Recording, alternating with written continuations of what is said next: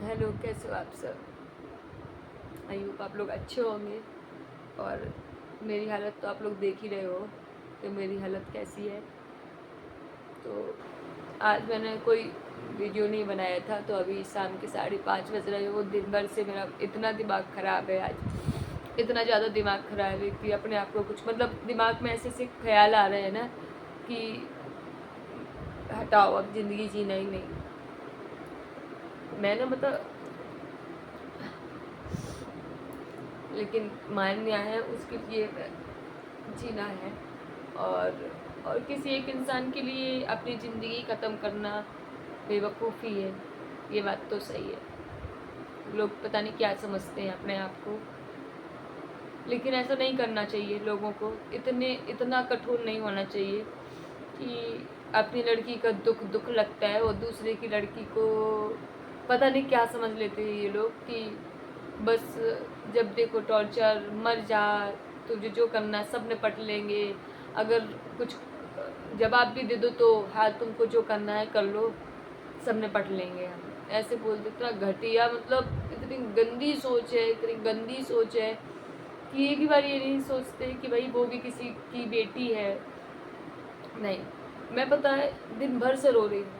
मैं आधा घंटे से तो भगवान जी के पास रोई हूँ, बैठ के रोई हूँ भगवान जी के। पता नहीं भगवान जी मैंने ऐसी कौन से कर्म किए थे, क्या पता नहीं क्या किया था मैंने पिछले जन्म में जो मुझे इतना ज़्यादा तकलीफ़ भोगनी पड़ रही है, पता नहीं।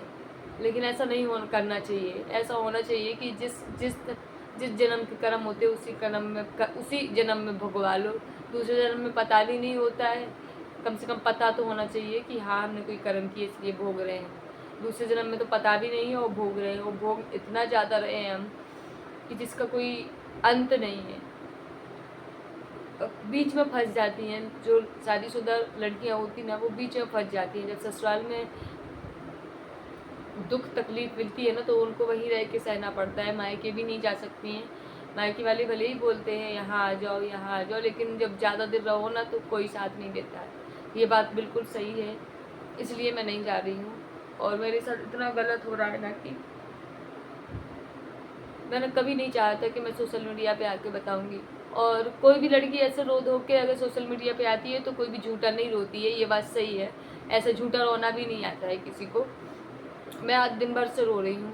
मेरे इतने आंसू अपने आप टप टप गिर रहे थे कि मैं कैमरा उठा नहीं पा रही थी। जब आंसू मैं सूख चुके हैं तब जाके मैं बैठी हूँ कि आप वीडियो बनाते हैं। मैं पूरा दिन हो गया रोते रोते, और बस दिमाग में यही ख्याल आ रहा था कि पूरी ज़िंदगी ख़त्म करो, मान्या को मायके भेज दे, बोल देंगे कि भाई इसको मायके भेज आना। हमारा भाई का भी फ़ोन आया, हमने यही कहा कि हम कुछ कर लेंगे, मान्या को ले जाना। मतलब ऐसे ही गलत गलत शब्द मैं बोल लेती हूँ इन लोगों से, फिर भी वो लोग समझा रहे थे। तो क्या करें, सब मतलब इस घर में मैं रह रही हूँ तो मतलब कोई साथ दे ना दे, लेकिन पति को साथ देना चाहिए। उसके लिए हम सब कुछ छोड़ के आते हैं, माँ बाप भाई बहन पूरा घर जहाँ पैदा हुए सब कुछ छोड़ के आते हैं उसके लिए। वो ही दुख दे तो फिर कौन। और लड़कियां ना शादी के बाद पति को ही सब कुछ समझ लेती है। वो अपना माए कभी भूल जाती है। आज इतना दुख तकलीफ भी दे रहा है फिर भी मुझे वही दिख रहा है। मतलब सबसे ज़्यादा उससे ही रहता है, अटैचमेंट हो जाता है। और ये बात सही है कि लड़कियों को अपने माँ बाप भाई बहनों से ज़्यादा अटैचमेंट अपने पति से हो जाता है। होना भी चाहिए, लेकिन लड़कों को नहीं होता है। पता नहीं लड़कों को क्यों। माँ बाप दिखना चाहिए। मैं ये नहीं कहती कि माँ बाप लोग ये, अगर माँ बाप की बात कर दो तो लोग ये बोलते माँ बाप से अलग कर रही है। अरे माँ बाप से अलग तो मैं कौन होती हूँ? कोई भी नहीं कर सकता भगवान के अलावा। भगवान भी नहीं कर सकते। तो माँ बाप उनने तो जन्म दिया है, लेकिन माँ बाप ऐसे कलयुगी माँ बाप हैं हमारे सास ससुर। ऐसे कलयुग मतलब जो बोलते ना कलयुग आ गया है, तो हाँ ये कलयुग के माता पिता हैं जिनने लड़के की शादी तो की है समाज को दिखाने के लिए कि हमने अपने लड़के की शादी कर दी है, लेकिन कभी भी उसको बहू का होने नहीं दिया। कभी भी उनको ये नहीं लगता है कि हम बहू को तो तकलीफ दे रहे लेकिन अपने खुद के लड़के का घर बर्बाद कर रही है। उनको पता नहीं कौन सी दिमाग में क्या बात बैठ गई है कि उनको अपना लड़का नहीं दिख रहा है, उन्हें लग रहा है कि बहू को तकलीफ कैसे दी जाए। ठीक है, मैं तो 6 साल हो गए, मैं 6 साल से भोग रही हूँ, तो अब तो मैं इतना वो हो गई हूँ ना, इतना स्ट्रांग हो गई हूँ ना कि अब फ़र्क नहीं पड़ता है। फ़र्क पड़ता है, लेकिन क्या है कि जब वो लोग नई चीज़ करते हैं ना तो फ़र्क पड़ता है, वही चीज़ें करेंगे तो फ़र्क नहीं पड़ता। अब ये नया चीज़ ये लोग ये करने लगे हैं कि हमारे पति को गायब कर देते हैं। पहले ये था कि साथ में रहते थे, लड़ाई झगड़ा करवा देते, बोलते नहीं थे, अपने पास रखते थे उसको, वहीं सुलाते थे अपने पास।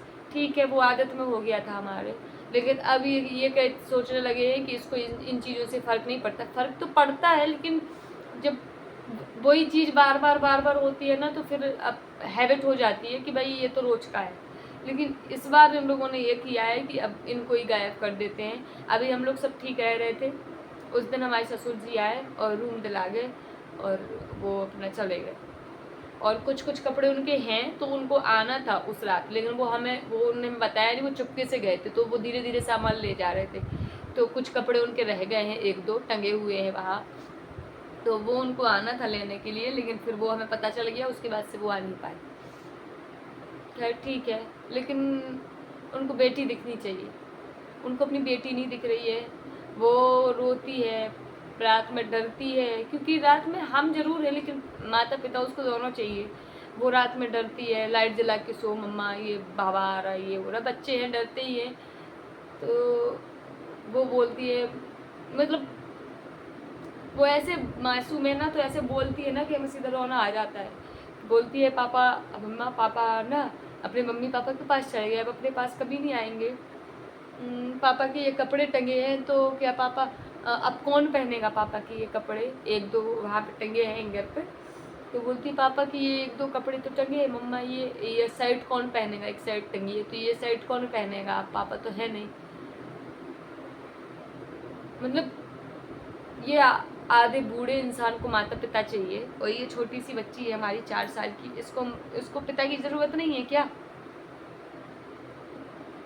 खैर ठीक है, भगवान ने जो लिखा होगा किस्मत में वो होगा ही, और अच्छे दिन और बुरे दिन आते जाते रहते हैं, तो अभी हमारे बुरे दिन हैं, और बुरे दिन पता नहीं हमारे क्यों इतने ज़्यादा हैं, 6 साल से ही भोग रही हूँ।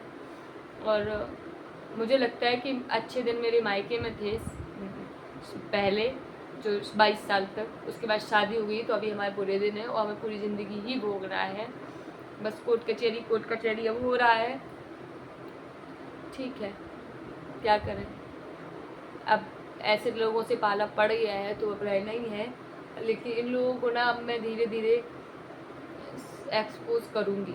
बहुत ज़्यादा परेशान कर लिया, बहुत ज़्यादा, मतलब हम सोचते हैं कि चलो ठीक है छोड़ो, जो कर रहे करने दो, वो लोग और बढ़ते हैं। अभी वो चले गए ना, मैंने ज़्यादा उनको कॉल वॉल नहीं किया, क्योंकि कॉल करो कुछ करो तो बहुत लड़ाई झगड़े होते हैं, उससे शांति नहीं होती है। कॉल नहीं किया, इस पर भी झगड़ा होना ही होना है, ये भी है, ये लोग आएंगे। अमित गया था तो इसने कोई मतलब नहीं रखा, इसने कॉल भी नहीं किया एक बार। अरे हम कॉल भी करेंगे तो भी झगड़ा होना है और ज़्यादा होना है, तो हमारा तो दोनों तरफ होना ही है, तो हम कॉल करके अपनी एनर्जी वेस्ट तो कर नहीं सकते हैं। हमने नहीं किया, ना हमने उनके पिताजी को कॉल किया है, ना ही हमने अमित को कॉल किया है, किसी को नहीं किया है, और ना हम करेंगे, क्योंकि हम 6 साल से भोगते आए हैं और हमें पता है अगर हम कॉल करेंगे तो बहुत ज़्यादा लड़ाई झगड़े होंगे, गलत शब्दों का यूज़ होगा जो कि हम बर्दाश्त नहीं कर पाएंगे, और इधर से हम भी कुछ बोल लेंगे तो वो बर्दाश्त नहीं कर पाएंगे।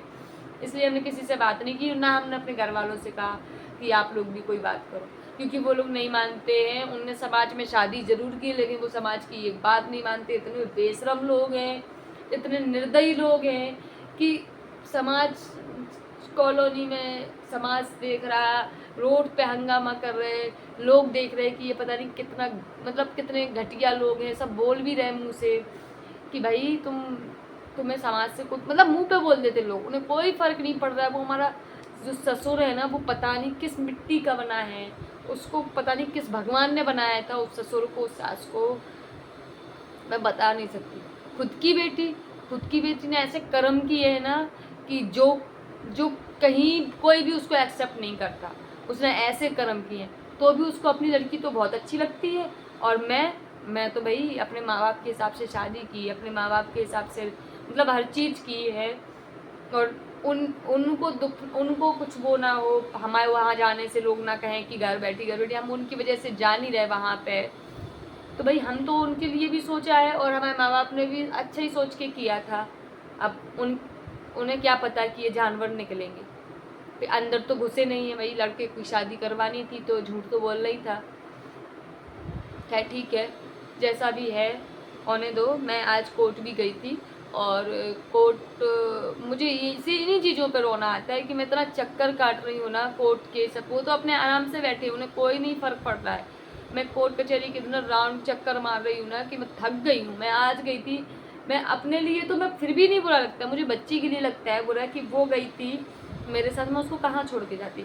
वो बेचारी हमारे साथ 3 घंटे कोर्ट में बैठी, वहाँ रोती। अब इंतज़ार करना है, जब बड़े बड़े थक जाते हैं तो छोटे, वो तो छोटी है, वो रोती है मम्मा घर चलो मुझे नींद आ रही है। जब परेशान तो मैं उसको देखती हूँ ना तो मुझे इतना गुस्सा आता है, इतना गुस्सा आता है, लेकिन फिर भी मैं कुछ नहीं कर सकती।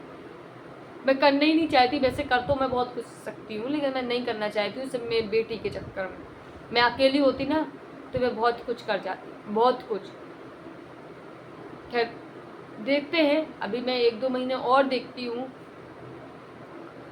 फिर देखते हैं क्या करना है, क्योंकि बहुत इतना सर दुख रहा है ना, वहाँ तो परेशान करके रख लिया। मैं इतना रोती रही दिन भर कि हमारे पूरा मतलब बुखार सा आ गया, गर्म आग लग रहा है, सर में बहुत दर्द है। तो अभी अब चाय पियेंगे और इन लोगों को कोई फ़र्क नहीं पड़ रहा, अभी तो अपना दम से खा रहे हैं, बिना खाए भी नहीं रहते हम तो भाई।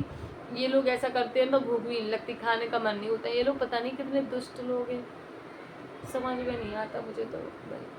आप लोग मुझे सपोर्ट कीजिए प्लीज़, मैं हाथ जोड़ के विनती कर रही हूँ आप लोगों से, मुझे सपोर्ट कीजिए। मैं बहुत ज़्यादा परेशान हूँ और ये सच है, मैं बहुत परेशान हूँ, कोई झूठा ड्रामा नहीं है। मैं आप लोगों के सारे कोर्ट के सारे वो जो भी इनकी तरफ से नोटिस वगैरह है वो भी मैं आपको दिखाऊंगी, अगर आपको हमारा झूठा ड्रामा झूठा लग रहा है। और जो जो इनने हमारे साथ किया है वो सब फ़ोटो भी डालेंगे हम, जब आपको तब तो यकीन होगा ना कि हाँ ये गलत है। प्लीज़ हमारी वीडियो को ज़्यादा से ज़्यादा शेयर कीजिए और सपोर्ट कीजिए, मुझे आप लोगों की सपोर्ट की बहुत ज़्यादा ज़रूरत है।